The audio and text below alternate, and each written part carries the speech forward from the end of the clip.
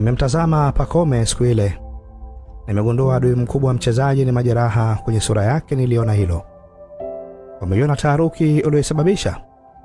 Posti za mtandaoni zimebeba ujumbe wa upone haraka maestro. Ni hisia za maumivu makubwa, giza la mpira limetanda pakubwa. Mchezaji aliyetupa burudani amboni zetu, msimu umekwisha wakati ambao wengi watakwenda kutumia muda wao mapumzikoni. Profesa atakuwa anabadilisha vitanda vya hospitali na sajari kadhaa zitakazoitibu karia yake.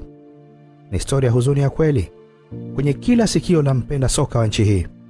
Sio suala la utani wa tambo za mitaa Kariakoo, sio shombo za nane na jua, wala yupi mwenye makombe mengi kwa msimu huu.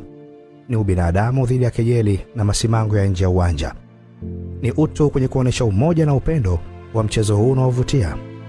Pole sana kiungo wa mpira. Dunia zetu na sala sasa rasmi vinahamia kwako.